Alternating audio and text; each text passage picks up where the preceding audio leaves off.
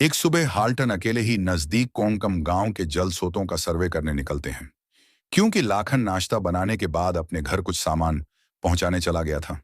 सुबह सुबह जंगल में शांति बिखरी हुई थी, जिसका बखान करते हुए हाल्टन कहते हैं, सुबह की ताजा हवा मन को प्रफुल्लित कर देती है। यदि बाघ आदमखोर न होता तो खतरे की कोई बात नहीं थी, पर यह निर्विवादित सत्य है कि यहाँ नजदीक ही बाघ घूम रहा है और वह आदमखोर भी है। हाल्टन कोंकम गांव के नजदीक एक बरसाती नाले तक पहुंचते हैं और जल्दी जल्दी आसपास का सर्वे कर निकलने लगते हैं। किंतु अचानक ही उनके कानों में बार्किंग डियर की आवाज आई, जो लगातार आ रही थी। वे कुछ आशंकित हुए, किंतु उन्होंने सोचा, बार्किंग डियर तो जरा सी आवाज से घबरा जाता है और अलार्म कॉल देने लग जाता है।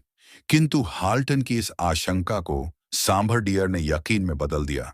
अब बार्किंग डियर के साथ साथ सांभर डियर भी लगातार अलार्म कॉल दे रहे थे।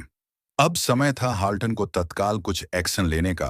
वे एक पल गवाए बिना एक पेड़ पर चढ़ गए।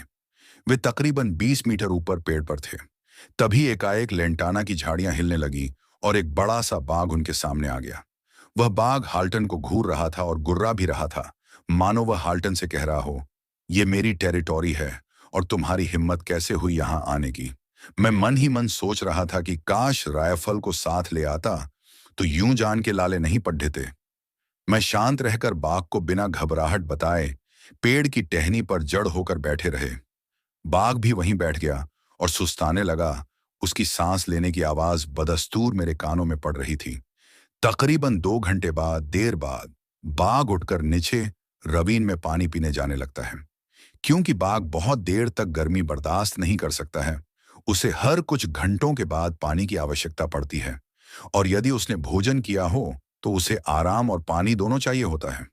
खैर, बाघ को गए 1 घंटा और हो गया तो मुझे पेड़ से उतरने का साहस आया, पर मन अभी भी आशंकित था, क्योंकि बाघ छल से पीछा कर शिकार करने में माहिर होते हैं। किसी भी पल झाड़ियों से बाघ निकलकर सामने आ सकता है। अब आधा घंटा और गुजर जाते हैं। पूरा जंगल शांत था, न हवा चल रही थी और न ही किसी जानवर की अलार्म कॉल आ रही थी। हाल्टन कहते हैं, पास ही लंगूरों का एक ग्रुप था जो बिल्कुल शांत था, और कुछ लंगूर पेड़ों के नीचे खेल भी रहे थे। इस कारण मुझे पेड़ से उतरकर चौकी जाने में सहजता हुई और कुछ देर चलने के बाद मैं वन चौकी पहुंच गया। चौकी पहुंचकर हाल्टन ने सोचा कि एक सबक जरूर मिला है, बिना राइफल और साथी के जाना अब उचित नहीं है, क्योंकि यदि आप बाघ की टेरिटोरी में हैं तो उसी की दया पर निर्भर करते हैं, और बाघ का मुझे खाने का उस समय मूड नहीं था, वरना कहानी कुछ और ही होती। शाम को लाखन अपने गांव से वापस आ जाता है और हाल्टन बाघ के साथ सामने से हुई मुलाकात के बारे में बताते हैं। लाखन ने कहा, साहब, आज आपकी किस्मत अच्छी रही, क्योंकि कल शाम को कोकम गांव के समीप ही बाघ ने एक गाय के बछड़े को उठा लिया है और उसी नाले के पास ले गया था। हाल्टन आश्चर्यचकित होकर लाखन से कहते हैं, तभी उसने मुझे यूं ही जाने दिए। यदि वह थोड़ा भी भूखा होता तो आज वह सकुशल नहीं पहुंचते। साहब, ऐसा ही एक किस्सा हमारे गांव में भी हुआ था। यदि आप कहें तो वो किस्सा आपको सुनाऊं? लाखन ने मिस्टर हाल्टन से कहा। इस पर हाल्टन आश्चर्यचकित होकर कहते हैं, हाँ, सुनाओ वो किस्सा। लाखन कहता है, साहब, बात बहुत पुरानी है।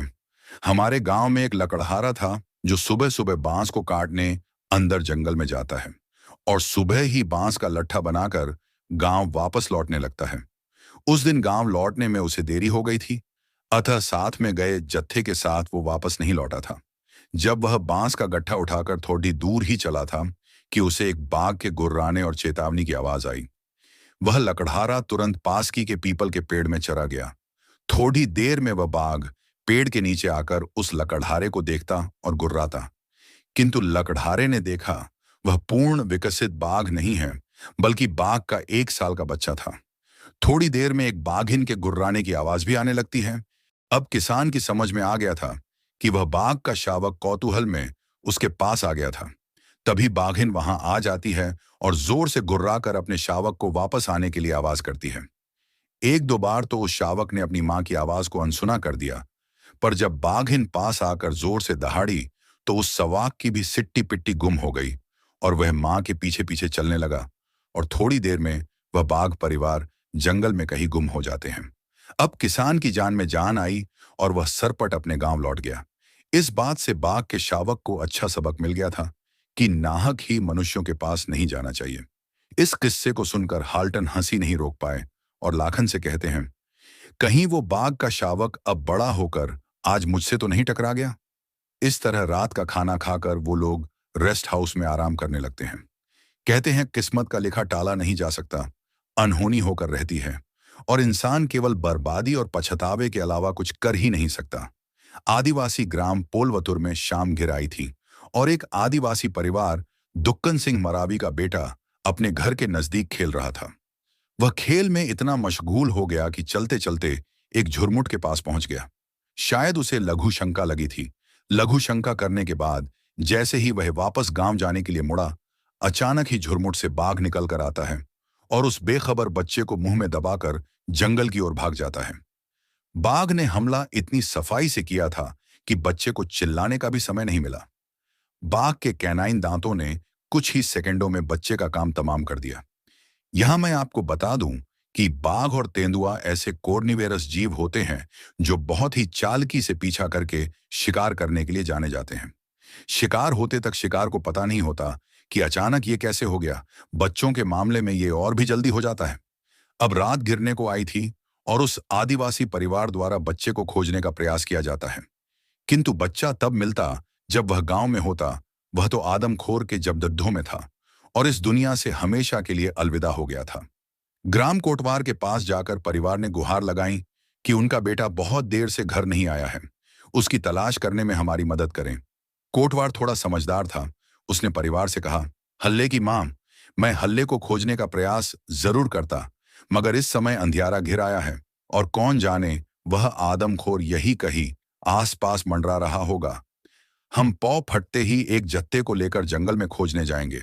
अभी मेरी यही राय है कि सभी लोग रात में अपने अपने घरों में आराम करें, कोई दरवाजा खोलने का प्रयास भी नहीं करें। कोटवार की इस हिदायत को परिवार ने बोझिल मन से मान लिया और सभी गांव वाले अपने घर जाकर रात्रि विश्राम करने लगे। उस रात एक ही परिवार ने रात्रि में विश्राम नहीं किया था और वो था उस दिवंगत बच्चे का परिवार। असल में ऐसी कष्टप्रद रात बहुत भारी होती है, एक एक पल गुजाराना बहुत भारी पड़ रहता है। सुबह होने पर कोटवार और गांव के कुछ लोग उस परिवार के साथ मिलकर बच्चे की खोज में जंगल में जाते हैं। अभी कुछ दूर चले ही थे कि एक पहाड़ी सोता दिखाई दिया। उस नाले के आसपास बाघ के चलने के कई निशान थे और था उस बच्चे का बहा हुआ खून।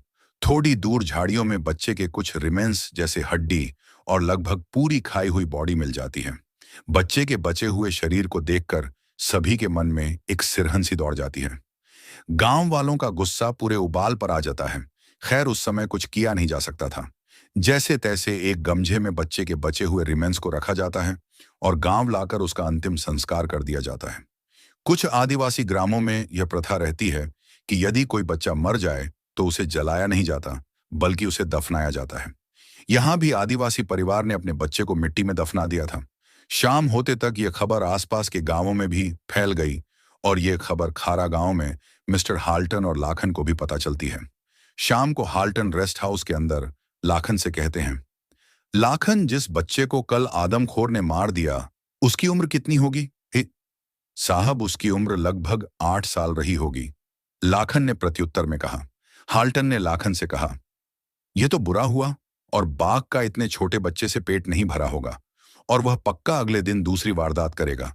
अब हमें भी सतर्क हो जाना चाहिए क्योंकि उसके रास्ते के बीच में हमारा रेस्ट हाउस है और उसे जब कोई शिकार नहीं मिलेगा तो वह हमारे रेस्ट हाउस में जरूर आएगा। दोनों आशंका और हालात के बारे में काफी देर तक चर्चा करते रहे और रात होने पर अच्छे से दरवाजा लगाकर सो जाते हैं।